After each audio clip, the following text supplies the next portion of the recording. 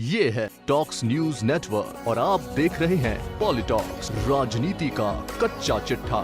देश के राजनीतिक स्वरूप के बारे में अगर बात की जाए तो उत्तर प्रदेश विधानसभा चुनाव बहुत ही अहम है। कांग्रेस हो या बीजेपी, दोनों ही दल अच्छे से जानते हैं कि आगामी चुनाव उनके राजनीतिक भविष्य के लिए महत्वपूर्ण है। तो वहीं समाजवादी पार्टी चुनावी फतह हासिल करने के लिए कोई कसर नहीं छोड़ रही।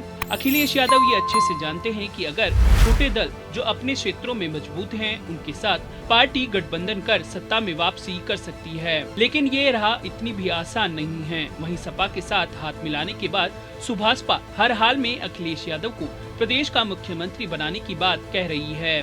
एक निजी मीडिया समूह को दिए अपने इंटरव्यू में ओम प्रकाश राजभर ने कहा कि सुभाषपा और सपा ने मिलकर मऊ में एक छोटा कार्यक्रम किया था और इसके बाद राज्य में भाजपा पूरी तरह बैकफुट पर चली गई थी। राजभर ने कहा कि प्रदेश में भाजपा की हालत इतनी खराब है, इसी कारण हमारे एक साथ आने के बाद अमित शाह यूपी आए थे और उसके बाद सूबे के मुख्यमंत्री योगी आदित्यनाथ आजमगढ़ आए थे। मैं एक बात साफ तौर पर प्रदेश की जनता से कह देता हूं कि ये बीजेपी नहीं बल्कि जुमला पार्टी है और सभी लोग इसी पार्टी के नेता हैं। वहीं सुभाषपा के बीजेपी के साथ गठबंधन की अटकलों को लेकर राजभर ने कहा कि अब तक सोशल जस्टिस कमेटी की रिपोर्ट क्रियान्वित नहीं की गई है। यहां तक कि अमित शाह खुद 2 बार लखनऊ आए और मुख्यमंत्री और मेरे साथ बैठक की। सभी चीजें पूरी तरह तैयार थी, लेकिन योगी आदित्यनाथ ने अमित शाह के सुझाव को नहीं माना। अब योगी आदित्यनाथ अमित शाह की क्यों सुनेंगे? वहीं सपा से गठबंधन को लेकर ओम प्रकाश राजभर ने कहा कि मुझे 100% यकीन है कि अखिलेश यादव अगले मुख्यमंत्री के रूप में प्रदेश की सत्ता संभालेंगे। हमने सपा के साथ गठबंधन किया क्योंकि यह एकमात्र पार्टी है जो बीजेपी से लड़ने की स्थिति में है, क्योंकि कांग्रेस और बसपा सपा के सामने कहीं नहीं टिकती। ओम प्रकाश राजभर ने कहा कि आज प्रदेश में सपा के पक्ष में लहर है और सभी लोग बदलाव चाहते हैं। आपको मैं ये साफ बता दूं कि अब तक देश में गठबंधन राजनीतिक नेताओं द्वारा किया जाता था, लेकिन इस बार लोगों की मांग के आधार पर गठबंधन बनाया गया है। वहीं बीजेपी नेताओं द्वारा 100 दलितों और उनके परिवारों के साथ चाय पीने की रणनीति वाले सवाल पर ओम प्रकाश राजभर ने कहा कि जब बीजेपी को वोट चाहिए होते हैं तो वे दलितों के पैर धोकर वो पानी भी पी लेते हैं, लेकिन जब दलित की बेटी के साथ रेप होता है तो आधी रात को लाश को जला दिया जाता है और अपराधियों को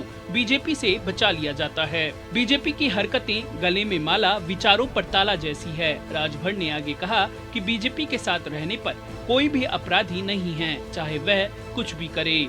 ओम प्रकाश राजभर ने आगे कहा कि संजय निषाद ने हाल ही में कहा था कि भगवान राम राजा दशरथ के पुत्र नहीं थे। क्या बीजेपी में उनके खिलाफ कार्रवाई करने की हिम्मत है? डिप्टी सीएम दिनेश शर्मा ने एक बार सीता माता को टेस्ट ट्यूब बेबी बताया था। क्या बीजेपी ने उनके खिलाफ कोई कार्रवाई की? राजभर ने आगे कहा कि बीजेपी में बड़े अपराध पर बड़ा इनाम दिया जाता है। बीजेपी को यह नहीं पता कि जब मैं उनके साथ था तब भी लगभग 12,000 मुसलमानों ने मुझे वोट दिया था। अगर उन्होंने मुझे वोट नहीं दिया होता तो मैं नहीं जीता होता।